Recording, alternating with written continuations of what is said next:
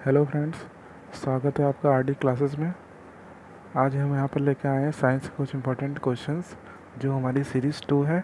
इससे पहले हम लोग सीरीज़ 1 में साइंस के कुछ इंपॉर्टेंट क्वेश्चंस को कवर किया था। आज हम साइंस के कुछ अदर इंपॉर्टेंट क्वेश्चंस को कवर करेंगे। उम्मीद है आपको वीडियो पसंद आएगी। अगर वीडियो पसंद आए तो चैनल को सब्सक्राइब करें और वीडियो को लाइक करें। चलिए स्टार्ट करते हैं। पहला क्वेश्चन है हमारा, जिस संवेष्टन प्रौद्योगिकी के कारण हरित क्रांति आई उसके मुख्य अंग कौन कौन से थे। जिस संवेष्टन प्रौद्योगिकी के कारण हरित क्रांति आई उसके मुख्य अंग कौन कौन से थे। तो ऑप्शन नंबर 4 ऑप्शन दिए गए हैं। सही आंसर क्या है? सही आंसर है हमारा ऑप्शन नंबर सी, सिंचाई, जैव रासायनिक उर्वरक और अधिक उत्पादन करने वाले बीजों की किस्में। ठीक है, तो जो हरित क्रांति आई थी हमारी उसके मुख्य अंग कौन कौन से थे? सिंचाई, जैव रासायनिक उर्वरक और अधिक उत्पादन करने वाले बीजों की किस्में। आइए हरित क्रांति के बारे में कुछ जानते हैं। ठीक है, हरित क्रांति क्या है? भारत में हरित क्रांति की शुरुआत 1967-68 में की गई थी। जो भारत में हरित क्रांति आई थी वो कब आई थी? 1967 और 68 के बीच में आई थी। इसका श्रेय किसको दिया जाता है? प्रोफेसर नॉर्मन बॉरलॉग को। प्रोफेसर नॉर्मन बॉरलॉग को इसका श्रेय दिया जाता है। नॉर्मन बॉरलॉग को हरित क्रांति के लिए 1970 में नोबेल पुरस्कार भी दिया गया था। लेकिन भारत में जो हरित क्रांति के जनक थे वो कौन थे? हमारे एम.एस. स्वामीनाथन। एम.एस. स्वामीनाथन। ठीक है, एम.एस. स्वामीनाथन को भारत में हरित क्रांति का जनक कहा जाता है। ठीक है, जो आपको स्लाइड में जो फ़ोटो दिख रही है इनको, ये है हमारे MS. Swaminathan, father of India green revolution. अब क्रांति भी बहुत तरीके की होती हैं, जैसे नीली क्रांति, श्वेत क्रांति, पीली क्रांति, हरित क्रांति। तो सभी क्रांतियों का जो भी कनेक्शन है वो एक पर्टिकुलर चीज़ से होता है, पर्टिकुलर खेती से होता है। जैसे श्वेत क्रांति किस लिए होती है? दूध से लेकर जो दूध का उत्पादन होता है वो श्वेत क्रांति कहते हैं। ठीक है, इसी तरह पीली क्रांति किसे कहते हैं? तिलहन उत्पादन के लिए पीली क्रांति कहते हैं। ठीक है, हरित क्रांति हमारा कृषि के लिए है। ठीक है, चलिए नेक्स्ट क्वेश्चन पे चलते हैं। अगला क्वेश्चन है हमारा, रेडियो एक्टिविटी की परिघटना की खोज किसने की थी? तो जो रेडियो एक्टिविटी की खोज थी वो किसने की थी? ठीक है, तो यहाँ पे 4 ऑप्शन दिए गए हैं। पहला ऑप्शन है मैडम क्यूरी, दूसरा ऑप्शन है थॉमसन, तीसरा ऑप्शन है रॉन्टगन और चौथा ऑप्शन है बेकरल। ठीक है, तो इसका सही आंसर क्या है? हमारा बेकरल, ऑप्शन नंबर डी। तो जो रेडियो एक्टिविटी की परिघटना की खोज थी वो किसने की थी? हमारी हेनरी बेकरल ने की थी। इनका पूरा नाम क्या था? Henry Becquerel. अब इसमें 4 ऑप्शन दिए गए हैं। देखिए, मैडम क्यूरी ने किसकी खोज की थी? मैडम क्यूरी जो रेडियो एक्टिविटी की इकाई है उसको हम लोग क्या कहते हैं? क्यूरी कहते हैं। रेडियो एक्टिविटी की इकाई को क्या कहा जाता है? क्यूरी कहा जाता है। दूसरा ऑप्शन है थॉमसन। तो आपने सुना होगा इलेक्ट्रॉन की खोज थी। इलेक्ट्रॉन की खोज किसने की थी? जे थॉमसन ने इलेक्ट्रॉन की खोज की थी। रॉन्टगन ने किसकी खोज की थी? रॉन्टगन ने हमारा एक्स किरणों की खोज की थी। जो हमारी एक्स किरणें थी, एक्स किरणों की खोज रॉन्टगन ने की थी। और हेनरी बेकरल ने रेडियो एक्टिविटी की खोज की थी। चलिए इसके बारे में थोड़ा जानते हैं। अब देखिए, रेडियो एक्टिविटी वह प्रोसेस होती है, रेडियो एक्टिविटी या रेडियो धर्मिता वह प्रक्रिया होती है जिसमें कोई एक अस्थिर परमाणु अपने नाभिक से कुछ विकिरण ऊर्जा के रूप में फेंकता है। ठीक है, तो कोई ऐसा तत्व जो अपने अस्थिर परमाणु से जो रेडिएशन है हमारा वो ऊर्जा के रूप में फेंकता है, तो उसको हम लोग, उस प्रोसेस को हम लोग क्या कहते हैं? रेडियो धर्मिता बोलते हैं। ठीक है, और ऐसे तत्व हमारे क्या कहलाते हैं? रेडियो धर्मी तत्व कहलाते हैं। ठीक है, रेडियो सक्रियता की खोज किसने की थी? हेनरी बेकरल ने की थी। रेडियो सक्रियता की खोज फ्रांस के वैज्ञानिक हेनरी बेकरल ने की थी। कहाँ के वैज्ञानिक थे? फ्रांस के थे। ठीक है, और कब की थी? 1896 में हमारी रेडियो सक्रियता की खोज की गई थी। किसके द्वारा? हेनरी बेकरल के द्वारा। ठीक है, अब रेडियो एक्टिव पदार्थ क्या कहलाते हैं? ऐसे पदार्थ जो रेडियो धर्मिता दिखाते हैं। ठीक है, अपने से कुछ ऊर्जा उत्पन्न करते हैं आयनिक विकिरण के रूप में। ठीक है, तो उनको क्या कहते हैं? रेडियो एक्टिव पदार्थ बोलते हैं। ठीक है, जैसे हमारा यूरेनियम यूरेनियम क्या है? एक रेडियो एक्टिव तत्व है। रेडियो एक्टिव तत्व क्या है हमारा? यूरेनियम। यूरेनियम का परमाणु क्रमांक कितना होता है? 92। और परमाणु भार कितना होता है? 238। ठीक है, ये एक्टिनाइट श्रेणी का एक तत्व होता है। ठीक है, इसको हम लोग यू से प्रदर्शित करते हैं। ठीक, नेक्स्ट क्वेश्चन में चलते हैं। अगला क्वेश्चन है हमारा, कौन सी गैस उच्चतम ऊष्मीय तापमान रखती है? कौन सी गैस, निम्नलिखित में से कौन सी गैस उच्चतम ऊष्मीय तापमान रखती है? तो पहला ऑप्शन है हमारा प्राकृतिक गैस, दूसरा ऑप्शन है भाप अंगार गैस, चौथा ऑप्शन है कोयला गैस, और तीसरा ऑप्शन है कोयला गैस, और चौथा ऑप्शन है हमारा इंडियन गैस। तो इसका सही आंसर क्या होगा हमारा? प्राकृतिक गैस। प्राकृतिक गैस हमारा क्या रखती है? उच्चतम ऊष्मीय मान रखती है। उच्चतम ऊष्मीय मान हमारा कौन रखता है? प्राकृतिक गैस रखती है। आइए जानते हैं प्राकृतिक गैस के बारे में और ऊष्मीय मान के बारे में। ठीक है, तो ऊष्मीय मान क्या होता है? ऊष्मीय मान ऐसा मान होता है, किसी ईंधन की 1 ग्राम मात्रा को, किसी ईंधन की हम 1 ग्राम मात्रा को ऑक्सीजन में जलाएं और उससे जो ऊष्मा उत्पन्न होती है उसको हम लोग क्या कहते हैं? ऊष्मीय मान कहते हैं। अगर किसी ईंधन की 1 ग्राम मात्रा को हम ऑक्सीजन में जलाएं या वायु में जलाएं तो उससे जो भी हमारी हीट या ऊष्मा उत्पन्न होगी तो उसको हम लोग क्या बोलेंगे? ऊष्मीय मान बोलेंगे। इसी तरह कैलोरी मान होता है। कैलोरी मान क्या होता है? कैलोरी मान ऐसा मान होता है जिसे उस पदार्थ के प्रति ग्राम शुष्क भार में कैलोरी या किलो कैलोरी में व्यक्त किया जाता है। मतलब कैलोरी मान एक ऊर्जा की ऐसी मात्रा है, ऊर्जा की ऐसी मात्रा जो किसी पदार्थ के प्रति ग्राम शुष्क भार में कितने कैलोरी हैं उसको व्यक्त किया जाता है। ठीक है, बताता है कि किसी पदार्थ में ऊर्जा की मात्रा कितने कैलोरी है, तो उसको हम लोग क्या बोलते हैं? कैलोरी मान बोलते हैं। एक कैलोरी का मान कितना होता है हमारा? 4.2 जूल के बराबर होता है। 1 कैलोरी बराबर 4.2 जूल। प्राकृतिक गैस क्या होता है? प्राकृतिक गैस कई गैसों का मिश्रण होता है। ठीक है, जिसमें मुख्यतः कौन सी गैस होती है? मीथेन गैस होती है। मीथेन गैस प्राकृतिक गैस का प्रमुख घटक है। मीथेन गैस का जो फार्मूला होता है हमारा क्या होता है? CH4। और कितना परसेंटेज रहता है हमारा? 0 से लेके 20% हमारा मीथेन गैस रहती है प्राकृतिक गैस में। और इसमें और क्या रहता है? इसमें और किसका मिश्रण रहता है? हाइड्रोकार्बन, जैसे ईथेन गैस भी होती है इसमें। ठीक है, प्राकृतिक गैस जो है हमारा ईंधन का मुख्य स्रोत है। ठीक है, और ये कहाँ पाई जाती है? जीवाश्म ईंधनों के साथ पाई जाती है।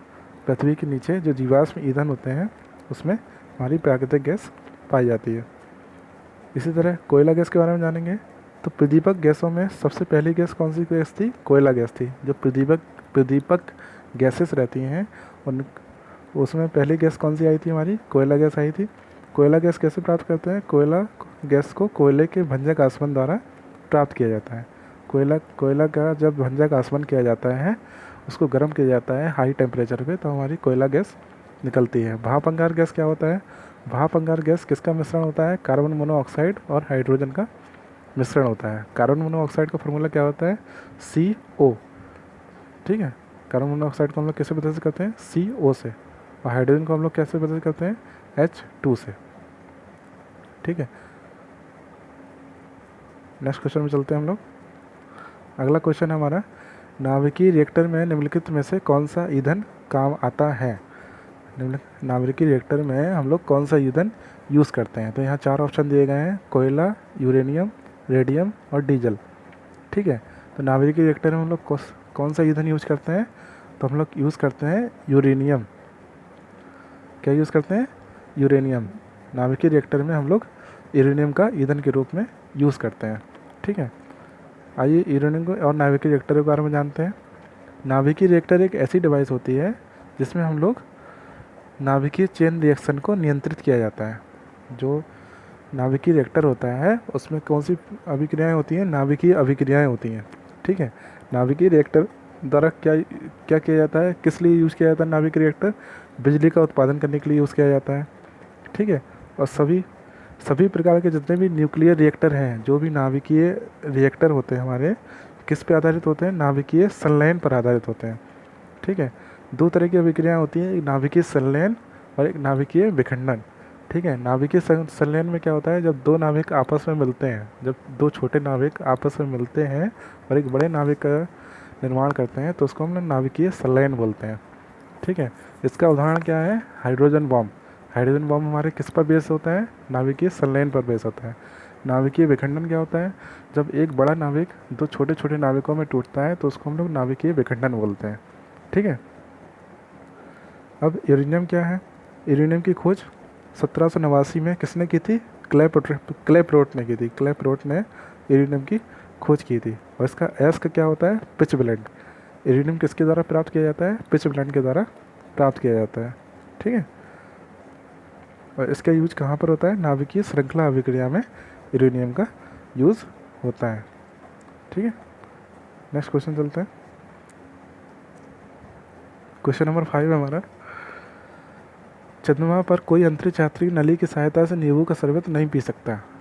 अगर चंद्रमा पर कोई भी अंतरिक्ष यात्री जाता है तो वो नली की सहायता से नींबू का शरबत या कोई भी ऐसा पेय पदार्थ क्यों नहीं पी सकता? तो इसमें 4 ऑप्शन दिए गए हैं। घनत्व के कारण त्वरण कम है, चंद्रमा पर कोई वायुमंडल नहीं है, नींबू के शरबत का त्वरित वाष्पीकरण हो जाता है, और इनमें से कोई नहीं। तो इसका सही आंसर हमारा क्या है? चंद्रमा पर कोई भी वायुमंडल नहीं है। चंद्रमा पर कोई भी वायुमंडल ना होने के कारण जो अंतरिक्ष यात्री है हमारा नली की सहायता से नींबू का शरबत नहीं पी सकता है। और चंद्रमा पर वायुमंडल क्यों नहीं है? ठीक है, आइए इसके बारे में जानते हैं। पृथ्वी पर क्या है? हमारा वायुमंडल है। पृथ्वी पर विभिन्न प्रकार की गैसेस हैं। ठीक है, लेकिन चंद्रमा पर क्यों नहीं है? ठीक है, पलायन वेग। पलायन वेग के कॉन्सेप्ट से हम लोग समझेंगे। पलायन वेग एक ऐसा वेग होता है जब किसी पिंड को इतना वेग दें कि वो पृथ्वी की गुरुत्वाकर्षण कक्षा से बाहर निकल जाए। गुरुत्वाकर्षण जो कक्षा होती है हमारी, उससे बाहर निकल जाए तो उसको हम लोग क्या बोलते हैं? पलायन वेग बोलते हैं। ठीक है, तो पृथ्वी का पलायन वेग क्या है? 11.2 किलोमीटर पर सेकंड। ठीक है, और चंद्रमा का पलायन वेग क्या होता है? 2.4 किलोमीटर पर सेकंड। ठीक है, तो चंद्रमा का पलायन वेग पृथ्वी के पलायन वेग से कम है, इसलिए वहाँ पे जितनी भी गैसेस थी वो क्या कर गई? पलायन कर गई। ठीक है, इसी कारण वहाँ पे वायुमंडल नहीं है, और वायुमंडल ना होने के कारण वहाँ पे जीवन असंभव है। ठीक है, नेक्स्ट क्वेश्चन चलते हैं। क्वेश्चन नंबर 6 है हमारा, वायुमंडलीय ओजोन की ऊपरी परत निम्नलिखित में से किसकी बनी होती है? जो वायुमंडल में जो परत बनी होती है, ओजोन परत होती है, वो किससे बनी होती है? ठीक है, तो इसका आंसर हमारा क्या होगा?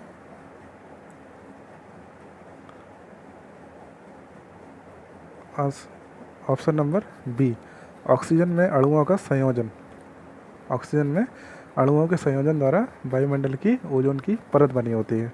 आइए ओजोन के बारे में जानते हैं। ओजोन परत के बारे में देखिए, सूर्य से जितनी भी जो भी हमारी अल्ट्रावायलेट रेज आती हैं, जो परावैंगनिक किरणें आती हैं, उनसे हमें बचाने के लिए वायुमंडल में एक लेयर बनी है। ठीक है, प्राकृतिक रूप से, जिसको हम लोग ओजोन परत बोलते हैं। वो परत हमारा क्या करता है? सूर्य से जितना भी परावैंगनी विकिरण आता है, उस परावैंगनी विकिरण से हमारी रक्षा करता है। उसको क्या कर लेता है? अवशोषित कर लेता है और हमें शुद्ध प्रकाश देता है। ठीक है, तो ओजोन से रिलेटेड हमारे कुछ क्वेश्चंस बनते हैं। जैसे ओजोन दिवस कब मनाया जाता है? तो 16 सितंबर को हम लोग ओजोन दिवस बनाते हैं हर साल। ठीक है, तो ओजोन क्या है? ओजोन अणुओं की एक परत है जो पृथ्वी से हमारा 20 से 40 किलोमीटर के बीच वायुमंडल में पाई जाती है। पृथ्वी का जो भूतल है, भूतल से 20 से 40 किलोमीटर ऊपर वायुमंडल में जो लेयर पाई जाती है, उसको हम लोग ओजोन लेयर बोलते हैं। ठीक है, जो अल्ट्रावायलेट किरणों से बचाने का काम करती हैं। ठीक है, इसका खोज किसने किया था? गॉर्डन डॉप्सन ने इसकी खोज की थी। ओजोन परत की खोज किसने की थी? गॉर्डन डॉप्सन ने की थी। ठीक है, और ये किस लेयर में स्थित है? अब देखिए, ये समताप मंडल में स्थित है। पृथ्वी का जो समताप मंडल होता है, ट्रोपोस्फियर होता है, उस पर हमारी ओजोन लेयर मौजूद है। तो इसका फार्मूला क्या होता है? हमारा O3, ऑक्सीजन के 3 परमाणुओं से मिलकर हमारी ओजोन गैस बनती है। ठीक है, अगला क्वेश्चन है हमारा क्वेश्चन नंबर 7, निम्नलिखित में से कौन सी गैस ग्रीन हाउस गैस है? निम्नलिखित में से कौन सी ग्रीन हाउस गैस है? तो पहला ऑप्शन दिया गया है हमारा ऑक्सीजन, दूसरा ऑप्शन है नाइट्रोजन, तीसरा ऑप्शन है कार्बन डाइऑक्साइड, चौथा ऑप्शन है ओजोन।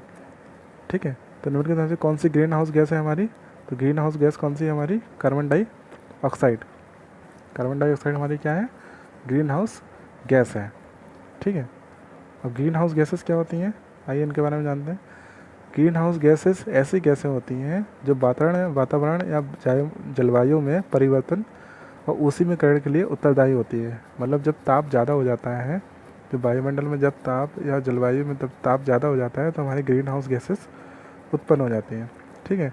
तो ग्रीन हाउस गैसेस सबसे ज़्यादा उत्सर्जित कहाँ से होती हैं, जो भी हमारा प्रदूषण होता है, प्रदूषण के कारण हमारा क्या होता है, धरती का टेम्परेचर बढ़ता है। धरती का टेम्परेचर बढ़ने से हमारे ग्लेशियर पिघलते हैं, जैसे हमारे चित्र में दिखाई दे रहा है, ठीक है।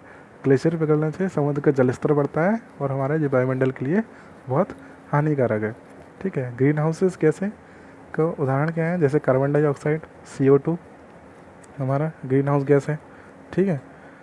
नाइट्रस ऑक्साइड NO जो हमारी ग्रीन हाउस गैस है, ठीक है। मीथेन CH4 जो हमारी ग्रीन हाउस गैस है, ठीक है।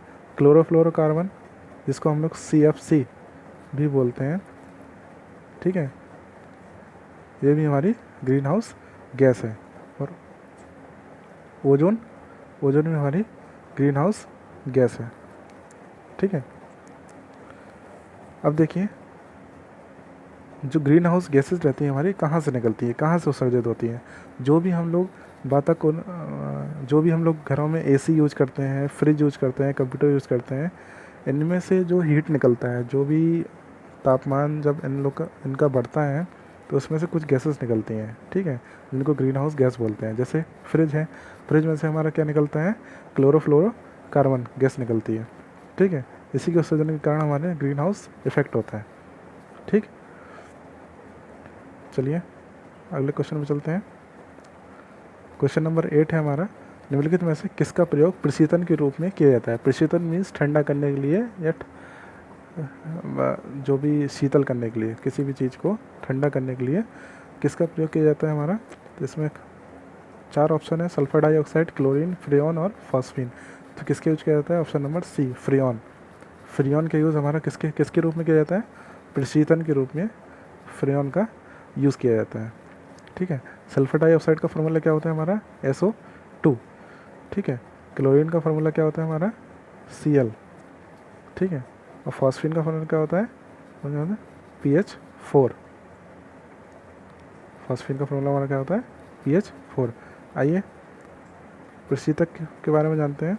प्रशीतक क्या होते हैं, ऐसे पदार्थ किसको प्रशीतक बोला जाता है, जो ऊष्मा पंप और प्रशीतन चक्र में प्रयुक्त होते हैं, ठीक है। ऐसे पदार्थों को क्या बोला जाता है, प्रशीतक बोला जाता है, ठीक है। तो जो किसके फॉर्म में रहते हैं, हमारे द्रव या गैस के फॉर्म में रहते हैं।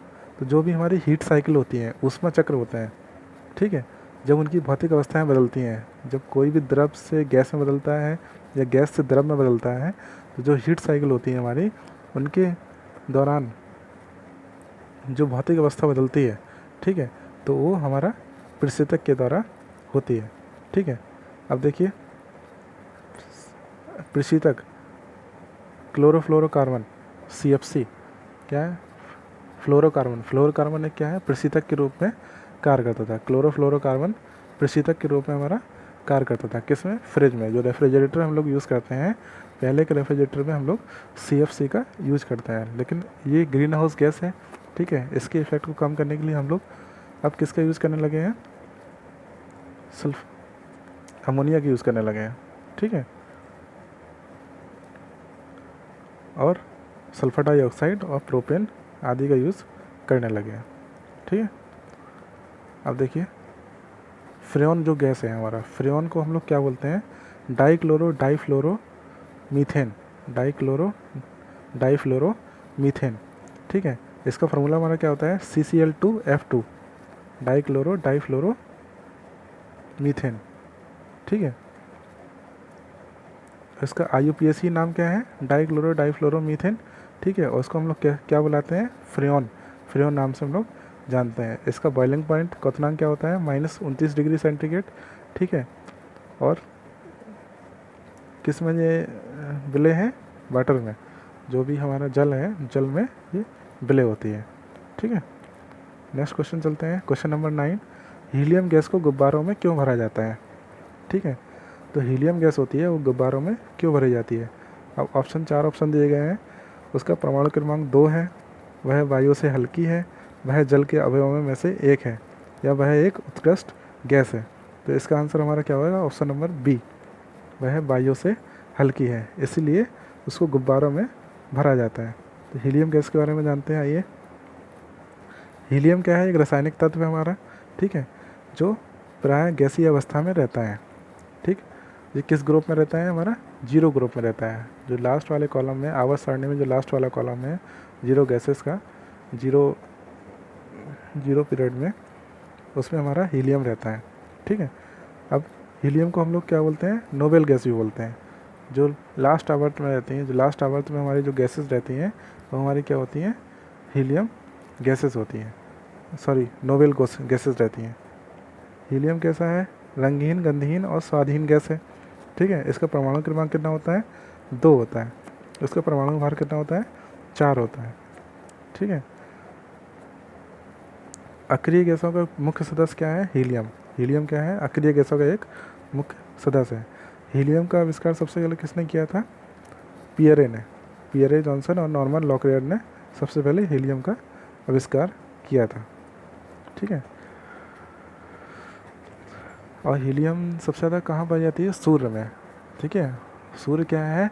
हाइड्रोजन और हीलियम दोनों गैसों का मिश्रण है। ठीक है, और सूर्य में सबसे ज़्यादा गैस कौन सी है? हमारी हीलियम है। ठीक है, नेक्स्ट क्वेश्चन में चलते हैं मन। क्वेश्चन नंबर 10, न्यूक्लियर रिएक्टर में भारी जल का प्रयोग किस रूप में किया जाता है? तो न्यूक्लियर रिएक्टर होते हैं, उसमें भारी जल का प्रयोग किसके रूप में किया जाता है? ठीक है, तो भारी जल को हम लोग किसके रूप में प्रयोग करते हैं? शीतलक के रूप में। ठीक है, भारी जल को हम लोग किस लिए प्रदर्शित करते हैं? शीतलक के रूप में। ठीक है, आइए जानते हैं भारी जल क्या होता है हमारा। भारी जल देखिए, हाइड्रोजन जो तत्व है हमारा, उसके 3 समस्थानिक होते हैं, प्रोटॉन, ड्यूट्रॉन और ट्राइटेनियम। प्रोटियम, ड्यूटेरियम और ट्राइटियम। ठीक है, तो ड्यूटेरियम को हम लोग डी से प्रदर्शित करते हैं, जिसका जो हमारा प्रतीक होता है 1H2 होता है। ठीक है, इसको हम लोग क्या बोलते हैं? ड्यूटेरियम। ठीक है, अब देखिए भारी जल का हमारा फार्मूला क्या होता है? D2O। D2O हमारा भारी जल का फार्मूला होता है। ठीक है, ड्यूटेरियम ऑक्साइड जिसको बोलते हैं। ठीक, जिसका प्रयोग किस में किया जाता है? हमारा नाभिकीय रिएक्टर में किया जाता है। क्या करने के लिए? मंदक के रूप में इसका प्रयोग होता है। जो वहाँ पे ऊष्मा उत्पन्न होती है उसको कम करने के लिए हमारा मंदक के रूप में भारी जल का उपयोग किया जाता है। नाभिकीय रिएक्टर में क्या होता है? न्यूट्रॉन्स को अवशोषित करने के लिए हम लोग भारी जल का प्रयोग करते हैं। ठीक है, अगला क्वेश्चन है हमारा, नाभिकीय रिएक्टरों में ग्रेफाइट का प्रयोग किस लिए किया जाता है? ग्रेफाइट का प्रयोग हम लोग नाभिकीय रिएक्टर में क्यों करते हैं? ग्रेफाइट का प्रयोग हम लोग नाभिकीय रिएक्टर में किसके लिए करते हैं? विमंदक के रूप में।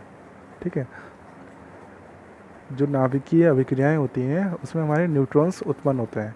न्यूट्रॉन्स की गति को कम करने के लिए हम लोग विमंदक के रूप में किसका प्रयोग करते हैं?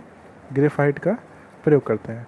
ठीक है, अब देखिए नेक्स्ट क्वेश्चन है हमारा, परमाणु रिएक्टर में प्रयुक्त ईंधन है। परमाणु रिएक्टर में कौन सा ईंधन हमारा यूज़ होता है? ठीक है, तो कौन सा ईंधन हमारा यूज़ होता है? यूरेनियम। ठीक है, यूरेनियम के बारे में हम लोग वीडियो में पहले बता चुके हैं। ठीक है, परमाणु रिएक्टर में हमारा कौन सा ईंधन यूज़ होता है? यूरेनियम यूज़ होता है। ठीक है, क्वेश्चन नंबर 13 आप लोगों के लिए है। उम्मीद है आपको वीडियो पसंद आई होगी। क्वेश्चन नंबर 13 का आंसर आप हमको कमेंट बॉक्स में लिखिएगा। ठीक है, तो ठीक है, चलते हैं हम लोग। उसके बाद आपको ऐसे ही नेक्स्ट वीडियो लेके आएंगे, सीरीज नंबर 3। तब तक के लिए बाय, और चैनल को सब्सक्राइब और वीडियो को लाइक करना ना भूलें, और क्वेश्चंस का आंसर कमेंट बॉक्स में अवश्य लिखें। Thank you so much.